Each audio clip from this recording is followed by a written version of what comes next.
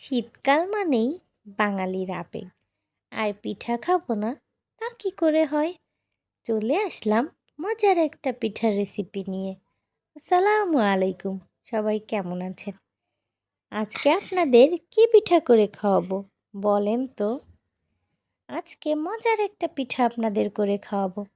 তার জন্য আমাদের লাগবে নারকেল কোড়া, সাথে গুড় অথবা চিনি, যে যেটা দিয়ে খেতে পছন্দ করেন সেটাই দিবেন।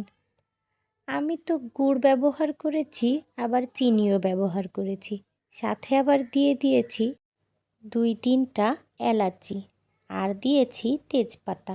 আজকে আপনাদের 100% ভেজাল গুড়ের পিঠা করে খাওয়াবো। কারণ কি, এই গুড়টার ভেতরে রসের কোনো কারবারই নেই। তবুও আমরা বাজার থেকে কত সুন্দর গুড়গুলা কিনে এনে পিঠা করে খাই, যেটা আমাদের শরীরের জন্য কতটা ক্ষতিকর।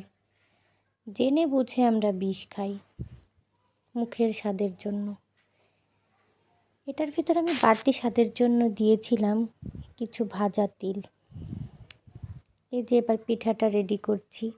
এটা দেখে অবশ্যই কেউ কেউ বুঝে ফেলেছেন আজকে কী পিঠা করতে যাচ্ছি। হ্যাঁ, আজকে আমি পুলি পিঠা করে খাওয়াবো। গ্রামের ভাষায় আমরা বলে থাকি কুলি পিঠা।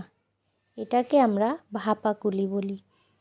কোন জেলায় এই পিঠাটা কী নামে পরিচিত অবশ্যই জানাবেন। কিন্তু আমি যেমন করে পারি পিঠাটা আমি তেমন করেই আপনাদের বানিয়ে দেখিয়েছি। আমার থেকে হয়তো বা অনেকেই আরও ভালো করে বানাতে পারেন, কিন্তু আমার কাছে এরকমই সহজ মনে হয়। আমি এরকম করেই পিঠাটা বানাই। এই পর্যায়ে আমি একটা চামচ নিয়েছি। চামচের সাহায্যে সুন্দর করে আমি একটা ডিজাইন করে নিচ্ছি, যাতে পিঠাগুলো দেখতে আরও বেশি সুন্দর হয়। যে কোনো জিনিসই আপনার খাওয়ার থেকে দেখার সৌন্দর্যটাই বেশি। যদি দেখতে সুন্দর লাগে সেই জিনিসটা কিন্তু খেতেও সুন্দর লাগে, দেখবেন। এই যে আমার পিঠাটা এরকম হয়েছে, আমি এরকমই পারি। পিঠাটা কেমন হয়েছে, ডিজাইনটা কেমন হয়েছে অবশ্যই জানাবেন। সহজ সরল একটা ডিজাইন। এই যে এখন আমি পিঠাগুলো ভাপে সিদ্ধ করে নিব। হাঁড়িতে পানি দিয়ে পানিটা জাল ওঠার পরে এই পিঠাগুলো এবার সিদ্ধ করার জন্য আমি বসিয়ে দিয়েছি।